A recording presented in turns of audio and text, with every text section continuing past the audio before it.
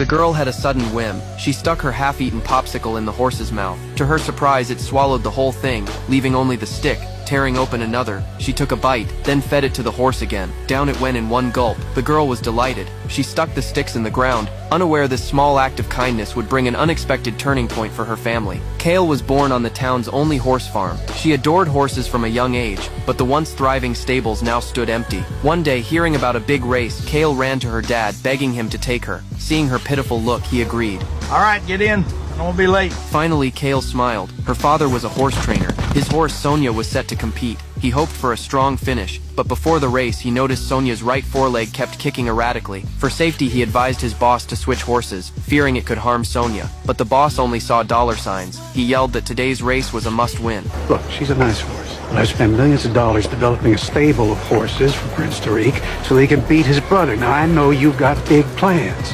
But just do your job. Daily maintenance, overseeing the workouts, your job. Helpless, Cone looked at Sonia with regret. Following orders, he put her in the starting gate. As it flew open, the horses burst from the line. For Kale, her first time at the track felt like a grand celebration. Sonia took the lead as expected. But then disaster struck. Sonia fell. Tests showed a fracture in her right foreleg. For a racehorse, a broken leg was a death sentence. Her future seemed doomed. Yet the boss pinned all blame on Cone. I warned you she wasn't right. You put saddle on. What? Wait a minute, look, I understand. It's sad when these things happen in the racing business. And you just knowingly kill a $750,000 athlete. Though Sonia was once worth $750K, the boss ordered the vet to put her down. Cone snatched the paperwork. You don't care about anybody, do you? Horses or people? Find a new job.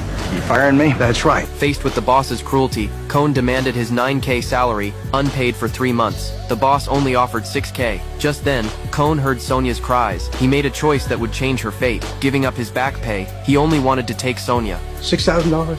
And a dead horse, and I never have to hear from you again? That's right. Take the money. The boss never imagined this rash decision would become his life's regret. Cone brought Sonia home in the pouring rain. His dad saw her as just an old horse, figuring even if healed, she'd barely survive a few years. But Cone was determined to keep her. The next day, he split the $6K between 2 friends he'd left in a bind. They were baffled. What was the point in saving a horse that could never race again? Just then, Cone's dad walked in with an unexpected question. You know who this horse is sired by? Dreamcatcher. You know who that was? Turns out, Cone's insistence on saving Sonia wasn't impulsive. She was the offspring of the legendary racehorse Dreamer, who won 7 races straight, earning over $3 million. If they could heal Sonia and breed her, they might raise champion foals worth up to $300K. This news ignited everyone's enthusiasm. They began treating Sonia, using steel rods to stabilize her leg, suspending her in a sling to heal. Kay was filled with concern. Every day after school, she'd rush to the stable, peering at Sonia over the fence. To get a better look, she brought over a metal drum to stand on. But as she watched Sonia intently, she lost balance and fell. Sonia got spooked. Hearing the commotion, her dad hurried over. After making sure Kale and Sonia were okay, he demanded to know what she'd done. She's not a pet, Kale. She's what I do for work now, so you're gonna have to leave her be, all right?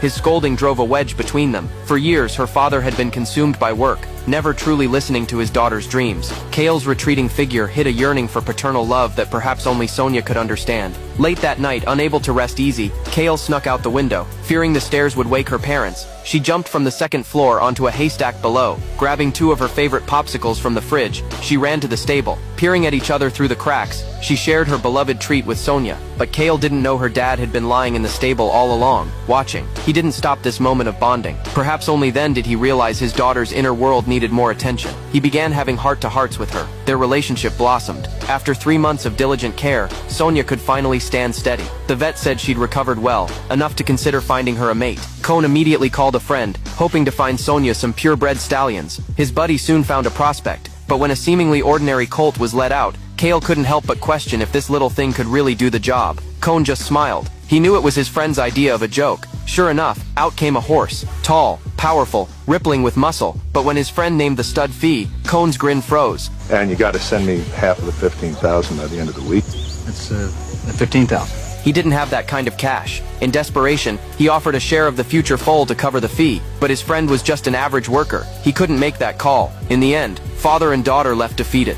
That night, Cone made a tough choice. He decided to sell the abandoned racetrack to pay for Sonia's breeding. When his dad found out, he handed over his entire life savings, telling Cone to follow his heart. Just when it seemed things would work out, the vet delivered devastating news. Sonia's old boss, obsessed with speed, had her spayed long ago. In that moment, Kala made a bold move. She mounted Sonia and began to gallop. Would she save Sonia? This movie is called Dreamer, inspired by a true story.